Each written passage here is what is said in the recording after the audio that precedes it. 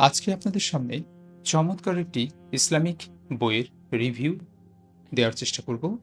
বইটির নাম যদি আল্লাহর সন্তুষ্টি পেতে চাও। যদি আল্লাহর সন্তুষ্টি পেতে চাও, এই বইটি লিখেছেন মাওলানা তারিক জামিল। তিনি মূলত এই বইটি উর্দু ভাষায় লিখেছেন, সেটিকে বাংলায় অনুবাদ করা হয়েছে। মুফতি মাজহারুল ইসলাম ও উসমান কাসেমি বইটি বাংলায় অনুবাদ করেছে। তো আমি প্রথম পর্ব আজকে শুরু করছি। ধারাবাহিকভাবে এই পুরো বইটি আমি শেষ করব ইনশাআল্লাহ তাআলা। আপনাদের কেমন লাগে সেটি অবশ্যই কমেন্টের মাধ্যমে জানিয়ে দিবেন। তো শুরু করছি। আল্লাহর সন্তুষ্টি লাভের উপায়। প্রিয় ভাই, আল্লাহর সন্তুষ্টি একমাত্র মুহাম্মদ সাল্লাল্লাহু আলাইহি সাল্লামের তরিকা ও ভালোবাসার মাঝেই রয়েছে। এ সম্পর্কে মহান আল্লাহ তাআলা সূরা আল ইমরানের ৩১ নং আয়াতে বলেছেন, হে নবী, আপনি বলে দিন, যদি তোমরা আল্লাহর ভালোবাসা পেতে চাও তবে আমার অনুসরণ করো। আল্লাহ তোমাদেরকে ভালোবাসেন এবং তোমাদের গুনাহ মাফ করে দেবেন। আর আল্লাহ তাআলা অতি ক্ষমাশীল, চিরদয়াময়। প্রিয় ভাই আমার, আল্লাহর ওয়াস্তে সবকিছু প্রত্যাখ্যান করো, কিন্তু মুহাম্মদ সাল্লাল্লাহু আলাইহি সাল্লামের তরিকা ও ভালোবাসা প্রত্যাখ্যান করো না, তাহলে তোমরা ধ্বংস হয়ে যাবে। এই বইটিতে মূলত চ্যাপ্টার অনুযায়ী ভাগ ভাগ করে লেখা হয়েছে। কোরআনে বর্ণিত কিছু ঘটনার প্রেক্ষাপট তুলে ধরা হয়েছে এবং রাসূল সাল্লাল্লাহু আলাইহি সাল্লামের জন্মের সময় এবং জন্মের আগে, জন্মের পরের ঘটনাগুলোকে ধারাবাহিকভাবে সাজিয়ে বর্ণনা করা হয়েছে। আমার কাছে খুবই চমৎকার লেগেছে। তো পরের ঘটনা হচ্ছে এক ইহুদির কান্না।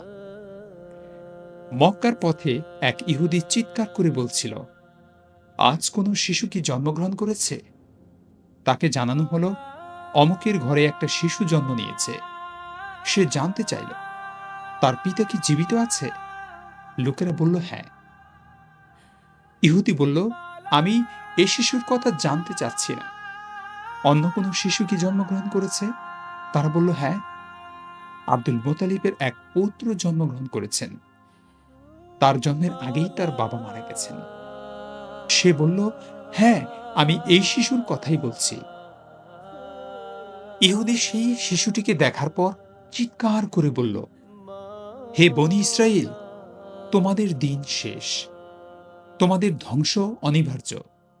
বনী ইসরায়েলের হাত থেকে নবুয়াত কুরাইশদের হাতে চলে গেছে। এমন একদিন আসবে যেদিন এই শিশুর আওয়াজ পৃথিবীর পূর্ব থেকে পশ্চিম পর্যন্ত পৌঁছে যাবে। পরের ঘটনা, মানুষ দুর্বল। আমাদের বিবেক বুদ্ধি অক্ষম। আমাদের বিবেক দৃষ্টিসীমা কোনোটি পরিপূর্ণ নয়।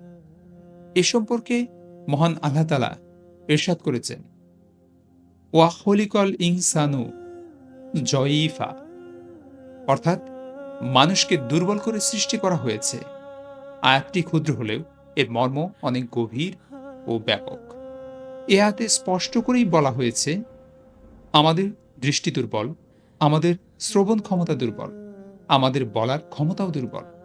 এক কথায়, যেসব মাধ্যমে আমরা জ্ঞান অর্জন করি তার সবকটিই দুর্বল। এর কোনোটি স্থিতিশীল ও সংশয়মুক্ত নয়। পক্ষান্তরে আল্লাহ পাক যে জ্ঞান আমাদেরকে দান করেছেন তা সব রকমের ত্রুটি ও দুর্বলতার ঊর্ধ্বে। তিনি কোরআনে কারিমে সূচনাই করেছেন এভাবে, আলিফ লাম মিম যালিকাল কিতাবু লা রাইবা ফি। আলিফ লাম মিম, এটা সেই কিতাব যাতে কোনো প্রকারের সংশয় সন্দেহ নেই। সূরা আল বাকারা ১ ও ২ নং আয়াত। সব রকমের দ্বিধা দ্বন্দ্ব ও সংশয়মুক্ত এই জ্ঞান ভাণ্ডার। সুতরাং এই পাক গ্রন্থে যা কিছু নিহিত আছে সব শুদ্ধ, বিশুদ্ধ।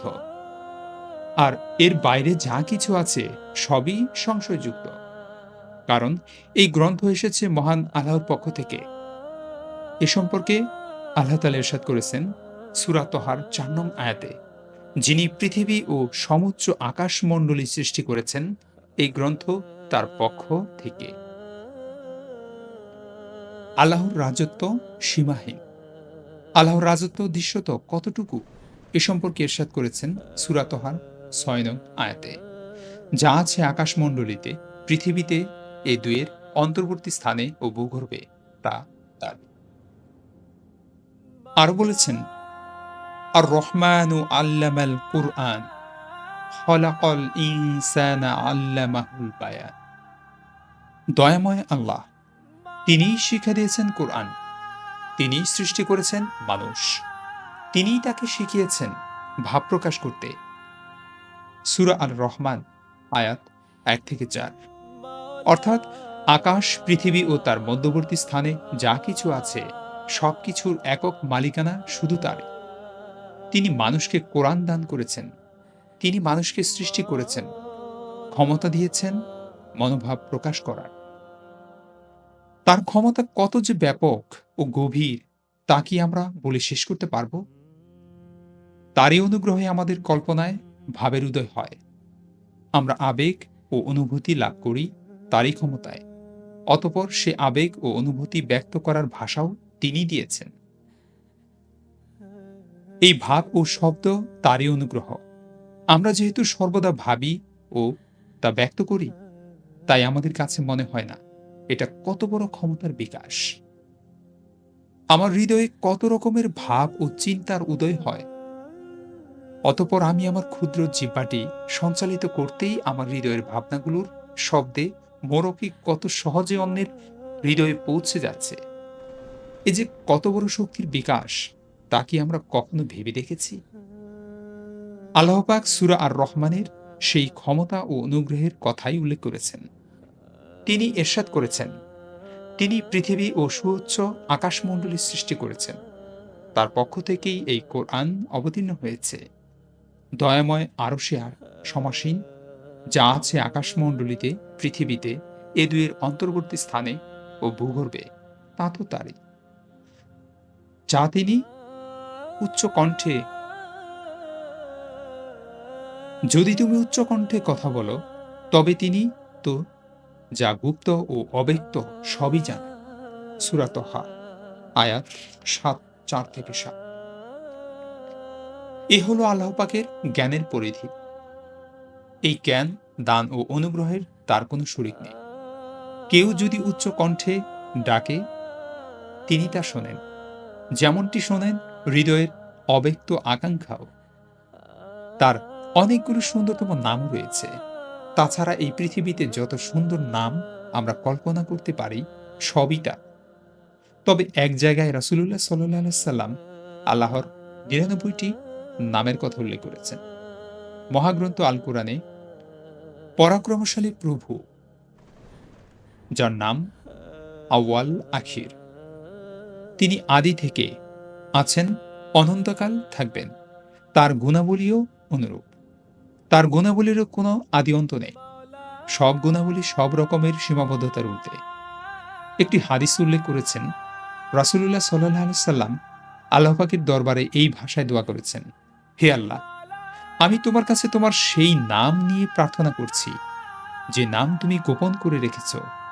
আমি তোমাকে তোমার সেই নামে ডাকছি যে নাম তুমি তোমার কিতাবে অবতীর্ণ করেছ, অথবা যে নাম তুমি তোমার কোনো মাখলুককে শিখিয়েছ। অর্থাৎ যে নাম তুমি তোমার কিতাবে উল্লেখ করেছ, অথবা তুমি তোমার কোনো সৃষ্টিকে শিখিয়েছ, অথবা আজও পর্যন্ত গোপনই করে রেখেছ, আমি সেই নামের উসিলায় তোমাকে ডাকছি। এমনিতে আল্লাহ পাকের বিশেষ্য নাম আল্লাহ, তবে তার বিশেষণমূলক নাম রয়েছে অগণিত। তার সবচেয়ে বড় বিশেষণ হল তিনি লা শারিক, তার কোনো শরিক নেই, সঙ্গী নেই, সাহায্যকারী নেই, সন্তান নেই, স্ত্রী নেই, মন্ত্রী নেই, পরামর্শক নেই, সেবক নেই। তিনি কারো সেবা গ্রহণ থেকেও বিরত। তাকে কখনো ক্লান্তি পায় না, ঘুম পায় না, তন্দ্রা পায় না, তার কখনো বিশ্রামের প্রয়োজনই পড়ে না। তিনি খানাপিনা করেন না, তিনি কারো কাছ থেকে কোনো অনুগ্রহ করেন না। তবে পৃথিবীর সকলেই তার কাছে অনুগ্রহের মহতাজ। তিনি কখনো তার কোনো কর্ম ও সিদ্ধান্ত সম্পর্কে জিজ্ঞাসিত হবেন না, তবে জিজ্ঞাসিত হব আমরা। কুরআনুল কারিমে ইরশাদ করা হয়েছে, নিশ্চয়ই কান, চোখ ও অন্তর এর প্রত্যেকটি সম্পর্ককে প্রশ্ন করা হবে। রাসূলুল্লাহ সাল্লাল্লাহু আলাইহি সাল্লাম আল্লাহ পাকের দরবারে আল্লাহ পাকের গুণাবলীর কথা ব্যক্ত করেছেন এভাবে, এক কথায় পৃথিবীর কেউ তার যথাযথ প্রশংসা করতে অক্ষম। আল্লাহ পাক নিজেই ইরশাদ করেছেন সূরা আল লুকমানের ২৭ নং আয়াতে, পৃথিবীর সকল বৃক্ষ যদি কলম হয়, এই পৃথিবীতে কি পরিমাণ বন জঙ্গল রয়েছে, কি পরিমাণে গাছগাছালি আছে তা কি আমরা বলতে পারি? কিন্তু আল্লাহ পাক বলেছেন, যদি পৃথিবীর সমুদয় বৃক্ষকে কেটে কলম বানানো হয়, অতঃপর সকল সমুদ্রের সকল পানি যদি কালি হয়, অতঃপর আমরা যদি এই কলম ও কালি নিয়ে লিখতে শুরু করি এবং আল্লাহর সাথে যদি গত অনাগত সকল মানুষও অংশগ্রহণ করে সকল জিন ফেরেশতা, তবুও আমরা আল্লাহ পাকের প্রশংসা করে শেষ করতে পারব না। কারণ আমাদের জ্ঞানের পরিধি খুবই সংকীর্ণ।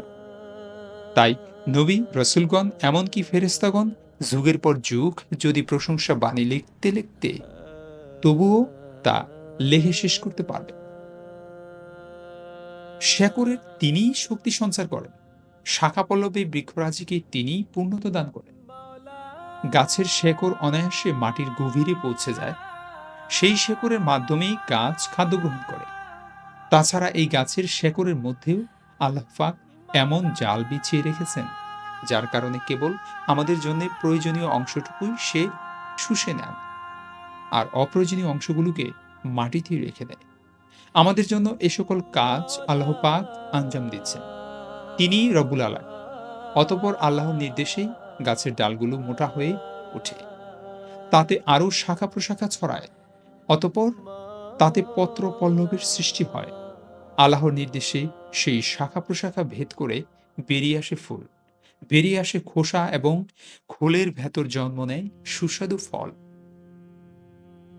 এ সম্পর্কে সূরা হামিম সিজদায় ৪৭ নং আয়াতে আল্লাহ তাআলা বলেন, তার অজ্ঞতা অনুসারে কোনো ফল অবতরণ থেকে বের হয় না।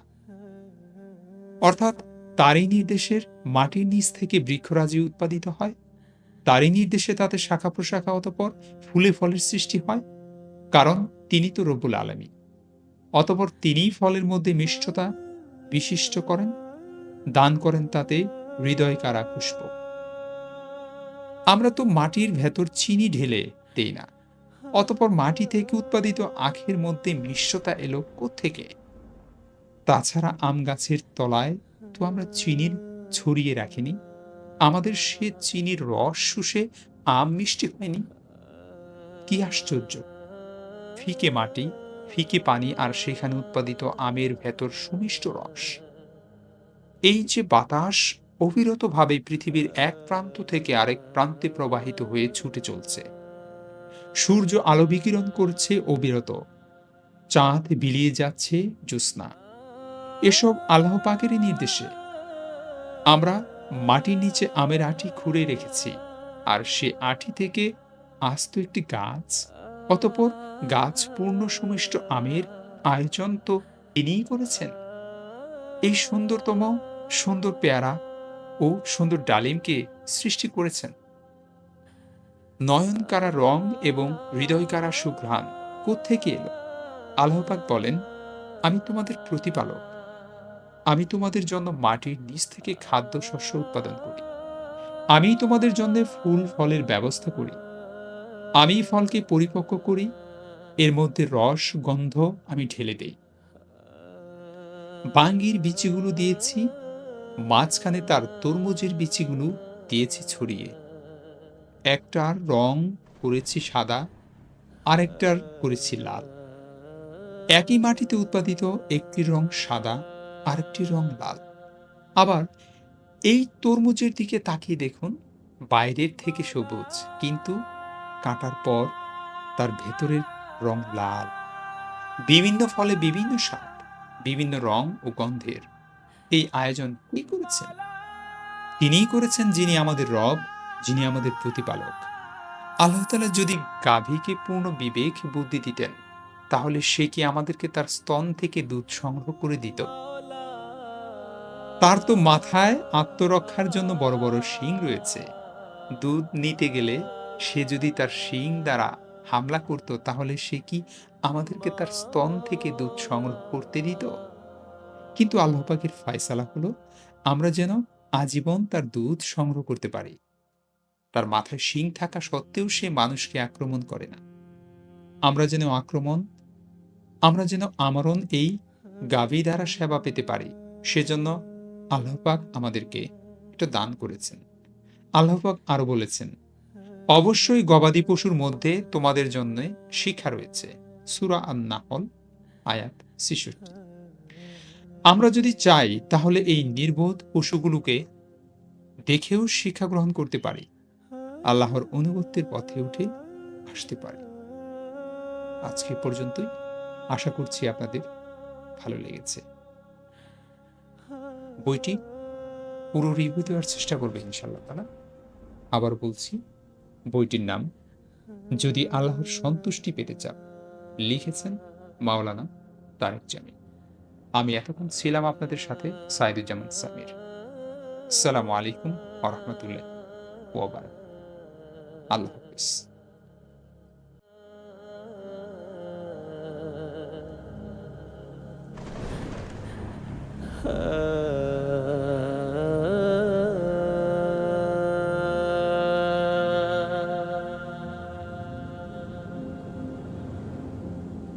মৌলা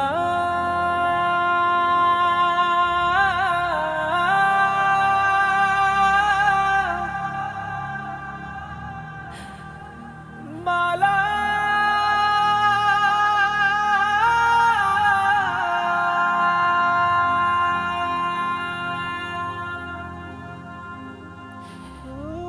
মাওলা